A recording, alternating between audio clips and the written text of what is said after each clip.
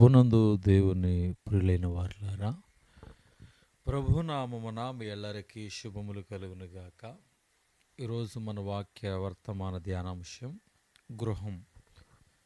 2 కొరింథీ పత్రిక 5వ అధ్యాయము 1వ వచనములో, భూమి మీద మన గుడారమైన నివాసము శిథిలమైపోయినను చేతి పని కాక దేవుని చేత కట్టబడినదియు నిత్యమైనదియునైన నివాసము పరలోకమందు మనకున్నదని ఎరుగుదము. గృహం అంటే ఇల్లు అనే అర్థం ఉంది. గృహం అంటే కుటుంబం అనే అర్థం ఉంది. ఏ దేశంలోనైనా ఏ కాలంలోనైనా గృహం ఒక పవిత్రమైన స్థలము, సంస్థ. అది ప్రేమకు స్థానం, త్యాగానికి నిలయం, పరస్పర మన్ననకు గౌరవానికి చిహ్నం. లోకంలో కుటుంబానికి, భయభక్తులకు, క్రమశిక్షణకు ప్రయోజనకరమైన నీడపట్టు. ఇటీవల గృహాన్ని గురించి, కుటుంబంలో ఉన్న గొప్ప దేవుని గురించి, ఐక్యత, సహవాసాలను గురించి లోకమంతటా గొప్ప చైతన్యం వచ్చింది. క్రైస్తవ సంఘములో గృహ ఉద్యమం అనేది బయలుదేరి రెండవ ప్రపంచ సంగ్రహం అయిన తర్వాత ఈ ఉద్యమం మంచి ప్రశస్తికి వచ్చింది.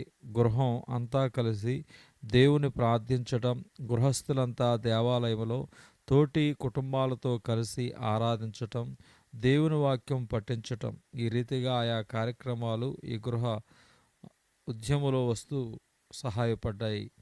అసలు గృహం, కుటుంబం అనే దానికి ఇంత ప్రాముఖ్యత ఎందుకు? ఈ కుటుంబ పద్ధతిలో ఉన్న మహాభాగ్యం ఏమిటి? మన పెద్దలు సంసారం ఒక మహాసాగరమని, దీన్ని ఈదటం కష్టమని మనల్ని భయపెట్టేశారు. ఇది ఒక విధంగా నిజమే. కొన్ని సాంప్రదాయాల్లో గృహంలోని వ్యక్తులందరికీ ప్రాముఖ్యత లేకుండా పోయింది. మొన్నటి వరకు కొన్ని సంస్కృతుల్లో స్త్రీలకు ప్రాధాన్యత లేదు. ఇప్పటికీ కొన్ని చోట్ల స్త్రీలు బహిరంగంగా ఆరాధించడానికి కూడా వీలులేని ప్రాంతాలున్నాయి. అలాగే కుటుంబం ఒక పవిత్రమైన సంస్థగా, అది దేవుని చేత ప్రారంభించబడి నడిపించబడే ఉద్యమంగా అనేక మంది గమనించరు. బైబిల్లో గృహం, కుటుంబం అనే దానికి చాలా ప్రాముఖ్యత ఉన్నది. ముందు దేవుడు మనకు తండ్రి అని యేసు ప్రభు బోధించాడు. అంటే నరులంతా ఒక కుటుంబం అని, దేవుడు ఈ కుటుంబానికి తండ్రి అని, దేవుని ప్రేమను, విశ్వమానవ సోదరత్వాన్ని గృహం అనే ఈ చిన్న పోలికలో చూపిస్తుంది బైబిలు. తల్లిదండ్రులకు పిల్లల ఎడల ఉండవలసిన ప్రేమ, పిల్లలు తల్లిదండ్రుల ఎడల చూపవలసిన భక్తి గౌరవాలు, ప్రేమ అనురాగాలు, దైవ నిర్ణీతమైన నిబంధనలు. దేవుడంటే మన ఊహకు అందనివాడని, పరిశుద్ధుడని, మహాశక్తివంతుడని, లోకానికి వేరైన వాడని, నిత్యుడని, సర్వజ్ఞుడని ఇవన్నీ తెలిస్తే చాలదు. ఆయన ప్రేమగల తండ్రి అని కూడా మనం గ్రహించాలి. దీనికి మన కంటికి కనబడేది లోకములో ఉన్న కుటుంబం, గృహం. సాధు సుందర్ సింగ్ అడవిలో ఒకప్పుడు ఒక పక్షిగూడు చూశాడట.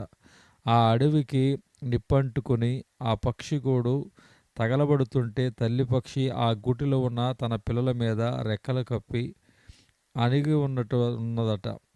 ఆ మంటలకు ఆ తల్లి పక్షి చచ్చిపోయింది. దాని రెక్కల క్రింద అణిగిన పిల్లలు బ్రతికాయి. ఈ రకంగా మానవ కుటుంబంలో వ్యక్తమయ్యే ప్రేమ, త్యాగం, పరస్పర అనురాగం దేవుని ప్రేమకు చిన్న సాదృశ్యాలు. గృహం అంటే దేవుని పవిత్రతను కూడా ప్రతిబింబింపచేసే సంస్థ. దేవుడు పరిశుద్ధుడు. పాపాన్ని పరిహరించడానికి యేసుక్రీస్తు తన రక్తాన్ని చిందించవలసి వచ్చింది. కుటుంబంలో కూడా పవిత్రత, త్యాగం ఉండాలి. భార్య భర్త ఎడల, భర్త భార్య ఎడల నమ్మకంగాను, యవనస్తులైన పిల్లలు త్రికరణ శుద్ధిగా, భక్తిగా ఉండాలని దేవుని సంకల్పం. కుటుంబంలోని వారంతా ఒకరినొకరు మన్నించి సంభాషించుకోవాలని బైబిల్ చెబుతుంది. ఇది దేవుని చిత్తం. అందుకనే మన దేశంలో వీరేశలింగం పంతులు వంటి సమాజ సంస్కర్తలు స్త్రీల విమోచన కోసం, వ్యక్తి గౌరవం కోసం పాటుపడ్డారు. దేవుడు సృష్టికర్త. ఈ అంశం కూడా మానవ కుటుంబంలో ప్రతిఫలిస్తుంది. దేవుడు మానవ సృష్టికి తన చేతిలోని సాధనాలుగా స్త్రీ పురుషులను ఏర్పాటు చేసుకున్నాడు. అందులోనూ పవిత్రమైన కుటుంబ సంబంధంలోనూ ప్రేమ, అనురాగాలను, దోహదాలను ఆయన వాడుకుంటున్నాడు. దేవుడు నరావతారి అయినప్పుడు ఏదో చెట్టులోనో పుట్టలోనో మరొక చోటనో ప్రత్యక్షం కాలేదు. పసిపాపగా తల్లి ఒడిలో అవతరించి పుట్టి పెరిగాడు. తల్లిదండ్రుల ప్రేమ, కుటుంబంలోని అనురాగం, పవిత్రమైన క్రమశిక్షణ, త్యాగబుద్ధి పిల్లలకు చిన్ననాడు కుటుంబంలో దొరక్కపోతే ఈనాడు లోకములో ఇంకా దుస్థితిలో ఉండిపోయేది. సమాజం ఇంకా గందరగోళం అయ్యేది. పాశ్చాత్య దేశాల్లో గృహం యొక్క ప్రాబల్యం వ్యక్తుల మీద తగ్గిపోయే కొలది సమాజంలో క్రమశిక్షణ తగ్గుతుంది.